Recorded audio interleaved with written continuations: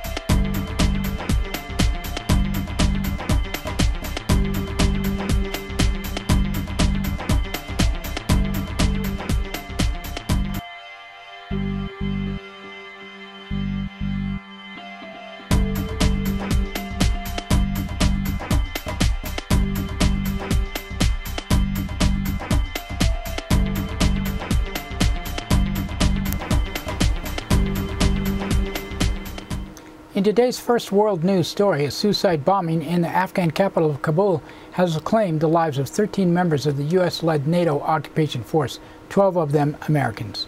It was the deadliest single ground attack against NATO in more than a decade-long Afghan war. NATO spokesperson announced the bombing. General Karsten Jacobson said a car packed with explosives was driven by a suicide bomber towards a personnel transport of ISAF. The vehicle was exploded and we have suffered 13 casualties and we are aware of so far in Kabul, which is quite a dramatic incident today, and obviously our feelings go out to the relatives of those who have perished today. In Afghanistan, a new evidence has emerged. The United States continued to transfer detainees to Afghan prisons despite knowing of widespread torture there. Afghans and Western officials interviewed by the Washington Post have confirmed the United States both transferred prisoners to torture-linked prisons and later visited them there for interrogation. A recent UN report reported Afghan guards and officers committed abuses at the prisons, including hanging prisoners from hooks, beating them with cables, and twisting their genitals until they passed out. One of the most notorious facilities, named Department 124, was rebuilt last year with U.S. funding. The State Department is now investigating whether the United States has violated the Leahy Amendment, which bars funding for foreign military units linked to abuses of human rights. The Obama administration is planning a major build-up of U.S. forces in the Persian Gulf following its withdrawal from Iraq at the end of the year. According to the New York Times, the plan would see an increase of U.S. combat troops stationed in Kuwait. The U.S. forces would be prepared to re-enter Iraq or engage in military conflict with Iran. Also under consideration is the deployment of more U.S. naval warships around the Middle East to further bolster its armed presence. The United States has expanded military ties with the Gulf Cooperation Council states of Saudi Arabia, Kuwait, Bahrain, Qatar, and United Arab Emirates and Oman. A proposed new security architecture would cover joint air and naval patrols as well as so-called missile defense between the United States and its Gulf government allies.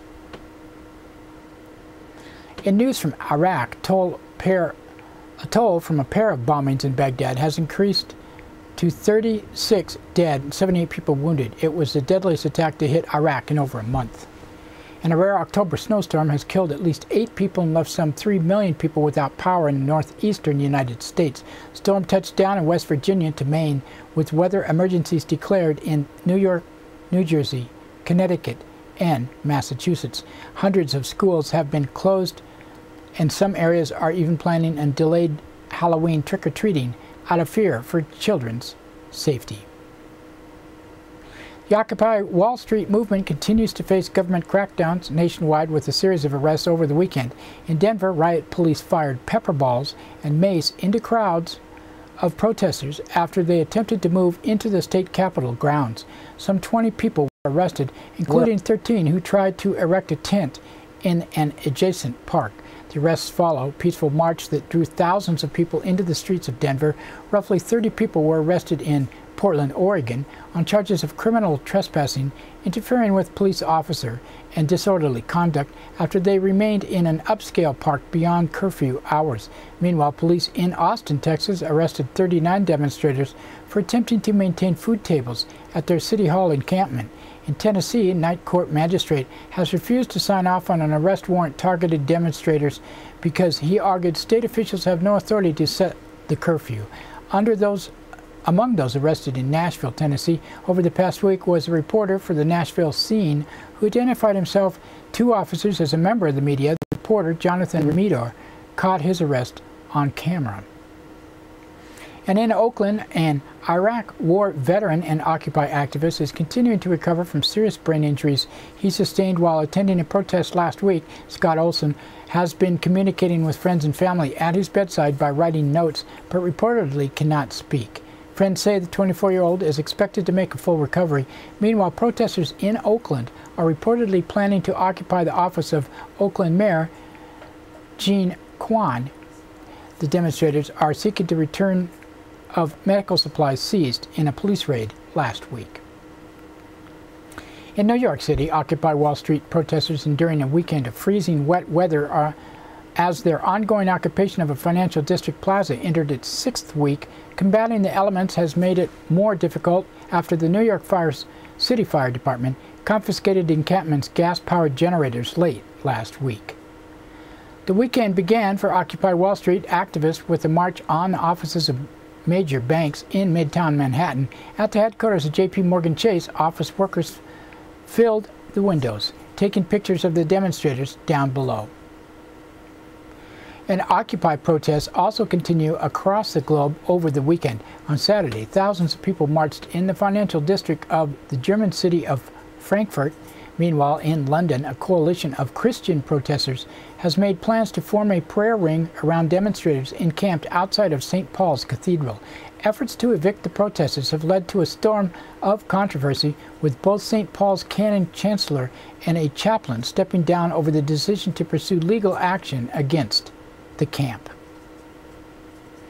And the Assyrian government has carried out some of its deadliest operations in months, with at least 60 civilians reportedly killed over the past 3 days. At least 35 people were killed on Friday when Syrian forces opened fire on protesters in a restive city of Homs and Hama. According to the activist groups, many of the victims were killed when Syrian forces hunted them down in house-to-house raids. The NATO mission in Libya is scheduled to formally end following a UN Security Council vote last week. The end of the NATO's operations will also mean the lifting of the no-fly zone and naval blockade adopted in March to weaken the regime of the then leader, Colonel Muammar Gaddafi. The International Criminal Court meanwhile, says it now is in contract with Gaddafi's fugitive son, Saif al-Islam, who's been indicted for crimes against humanity during the Libyan uprising. ICC prosecutor Luis Moreno Ocampo said al-Islam, through intermediaries, has professed his innocence. And violence has flared in Israel and the occupied territories with a series of Israeli attacks on the Gaza Strip. Palestinian rocket fire into Israel. At least 12 Palestinians and 1 Israel has been killed in the 5 days of attacks. Violence appears to be subsiding following the Egyptian brokered truce. A prominent Egyptian activist and blogger has been jailed on charges of inciting violence. Alaa Abdel Fattah, considered one of Egypt's most influential bloggers, has been ordered to spend at least 15 days behind bars.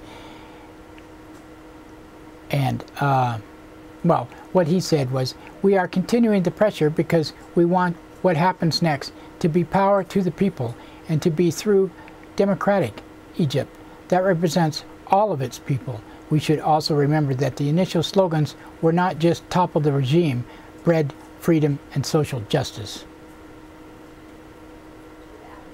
In other news from Egypt, trial of the former president, Hosni Mubarak, has been postponed until late December. Mubarak is facing charges for allegedly ordering the killing of protesters during the uprising against his regime. And out of Japan, hundreds of people have protested in the Japanese capital of Tokyo, calling for the evacuation of residents in Fukushima and the end of nuclear power in Japan in the aftermath of the March earthquake that set off a nuclear crisis. The protest has been led by a group of women who traveled from Fukushima to set up an encampment outside the Japanese ministry. Eileen Miyoki Smith is the executive director of the Japanese group Green Action. Leading Republican presidential contender Herman Cain is facing a new controversy over a report he was accused of sexual harassment in the 90s, according to Politico. 2 female employees accused Cain of inappropriate behavior during his stint as head of the National Restaurant Association, a lobby group. Both women reportedly left their jobs and received undisclosed financial settlements. Cain's campaign says the report is untrue. Well, I believe him. He's a good guy. High-profile foreclosure law firm is drawing controversy after it is found to have thrown a Halloween party mocking the homeowners it has helped displace. Leaked photos published by the New York Times show employees of the law firm Stephen J. Baum dressed up as foreclosure victims, squatters, and homeless people, with their office decorated to look like a row of foreclosed homes. In one image, a defaced photo of Susan Channa Lask, a lawyer who filed suit against the firm, is displayed in a coffin with the inscription, "Rest in peace, Crazy Susie." Stephen J. Baum runs the largest foreclosure law firm in New York State, representing banks and mortgage companies seeking to evict foreclosed homeowners, including Citigroup, J.P. Morgan Chase, Bank of America, Wells Fargo. The firm is currently under investigation by the New York Attorney General's office and recently agreed to a $2 million fine for filing misleading documents in state and federal courts. Sounds like a great company, doesn't it? The United Nations says the population of the planet will reach 7 billion. Today, well, this was yesterday, just 12 years after it hit 6 billion. The global population is growing by roughly 200,000 people a day, and some predict that by the end of the century it could climb to 10 billion. U.S. Census Bureau disagrees with the United Nations estimate that says the world population will likely reach 7 billion between March and April of next year. And that's it for the world news today. Now another thanks to one of our underwriters who supports your only video news media in Nevada County. You guessed it, it's us, GVTV News.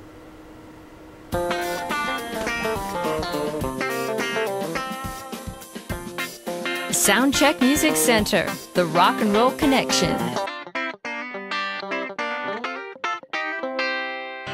We have guitars, amps, drum equipment, sound accessories, lessons, and repairs. We are located at 671 Maltman Drive, Grass Valley. 530-272-7236, open 7 days a week.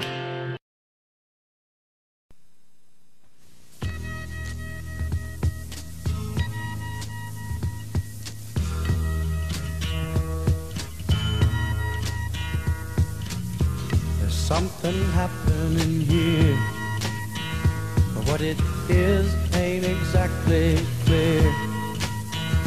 There's There's a man with a gun over there, telling me I got to beware. That's right, it's time for the police blotter. Pictures in the blotter not from these actual events, but used for visual aid only. Grass Valley Police Department on Thursday, 7:48 a.m. Caller from Hughes Road requested contact with an officer pertaining to questions regarding eviction laws. Officer made contact and assisted the caller. 8:08 a.m. a caller from 100 block of Glasson Way reported a stolen purse. A report was taken. 9:07 a.m. caller from 600 block at South Auburn Street reported a big black backpack was left near her residence and had been there for several days. Officers collected the abandoned property. And 10:53 a.m. caller from Memorial Park reported that unknown subjects are continually attempting to pry open electrical outlets near the barbecue pavilion. At 11:01 a.m. a caller from 300 block of Bennett Street reported her car stereo stolen. And 12:23 p.m. a caller from 300 block of Mill Street reported his office was broken into and all drawers and cabinets were thoroughly searched. Caller did not know if anything was taken. And 1:03 p.m. caller from 100 block of Dorsey Drive reported transients occupying space behind a business and repeatedly using the restroom. And 10:03 p.m. an irate caller from North Church Street complained that a helicopter had been flying over her house all day.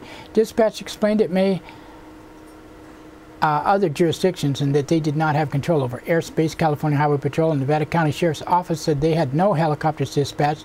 GVPD determined the helicopter to be related to a communications company. At 11:43 p.m. a caller from 1000 block of Plaza Road reported a male subject sleeping in a black Nissan vehicle and was unable to be woken up. Officers finally made contact with the subject. In Nevada City Sheriff's Office on Thursday, 8:12 a.m. caller on Magnolia Road reported a juvenile jumped from a vehicle in order to avoid having to go to school. At 9:35 a.m. caller from 1700 block of Virginia Way reported that her residence had been burglarized. At 3:34 p.m. a caller from intersection of John Bourne Road and Pleasant Valley Road reported an instance of vandalism to a series of neighborhood mailboxes. At 3:44 p.m. a caller from 16,000 block of Hilaire Road reported that a loose dog bit his mother-in-law. At 7 p.m. a caller from 14,000 block of Tyler Foote Crossing Road reported she was battered by a male subject who kept her from leaving the residence. And Friday, 2:12 a.m. caller from intersection of Wolf Road and Highway 49 reported rifle shots being fired in the area. 2:24 a.m. caller from 24,000 block of Pleasant Valley Road reported that someone was in their house. The attic crawl space was open, and when the caller turned on the outside lights, a small subject was visible running down the driveway. In Nevada City Police Department on Thursday, 9:32 a.m. caller from 200 block of Prospect Street reported that a pickup truck hit a wall on the caller's property, continued on toward Sacramento. A female driver was arrested on suspicion of DUI after it was determined she also took out a fence on Nursery Street. At 12:19 p.m. an officer detained a man subject for allegedly attempting to set a tire on fire at the intersection of South Pine Street and Spring Streets. At 7:13 p.m. an employee at a business in 200 block of Commercial Street reported a male subject was harassing patrons. And that's it today for our blotter. Now another thanks to one of our underwriters who supports your only visual video news media in Nevada County. That's right, it's us, GVTV News.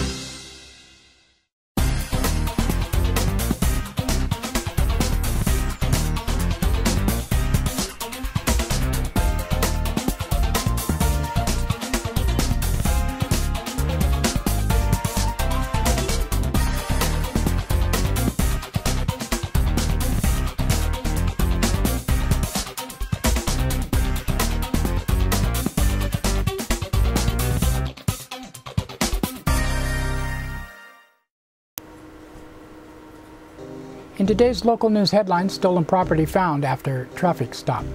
An alleged criminal mischief takes a comic turn. County groups partner to prevent prescription drug abuse. In a story by Matthew Renda of the Union, 2 people were arrested in theft-related charges after a routine traffic stop on Highway 49 Thursday. Carla Baquero, 28, and Antonio Torres, 29, from Oakley, California, were pulled over for allegedly speeding just south of Grass Valley at 5 p.m. Thursday, Nevada County Sheriff Keith Royal said. Royal said officers detected a strong odor of marijuana emanating from the vehicle and noticed Torres was under the influence of some type of controlled substance. Officers administered a field test wherein Torres was asked to indicate when 30 seconds had passed. Torres did not make it past 4 seconds, Royal said. Meanwhile, a search of Baquero's vehicle revealed a stolen purse located in the trunk. Both subjects were arrested on possession of stolen property and booked into Nevada County Jail. Torres received an additional charge of being under the influence of a controlled substance. Both Torres and Baquero were released Friday. Baquero posted $10,000 bail and Torres an $11,000 bail. In another story by Matthew Renda out of the Union, a pair of Nevada County men were arrested Friday morning after allegedly trying to break into a vehicle in Lake of the Pines days after a rash of break-ins were reported in the gated community. But Nevada County Sheriff Keith Royal said that the Friday's incident does not appear to be related to the slew of thefts from vehicles reported Tuesday.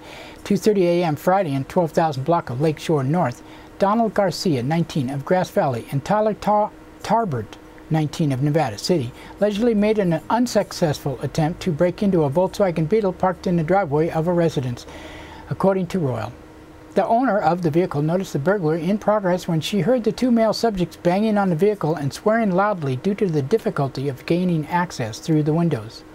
The alleged victim of the attempted burglary reported that at one point one of the male subjects proceeded to lay on top of the vehicle in frustration while the other made a cell phone call. As the attempted burglary progressed, Royal said, the 2 males allegedly attempted to throw a brick through the passenger side window. When officers arrived, the 2 male subjects fled to the side of the residence, where they were quickly spotted. They allegedly smelled strongly of alcohol and marijuana and reportedly asked the officers if they were bored. 2 men were arrested and booked into Nevada County Jail on charges of second-degree burglary, malicious mischief to a vehicle, and criminal conspiracy, Royal added. Garcia posted an $11,800 bail on Friday. Talbert is still detained at the jail, $11,800 bail on Friday. More viewers.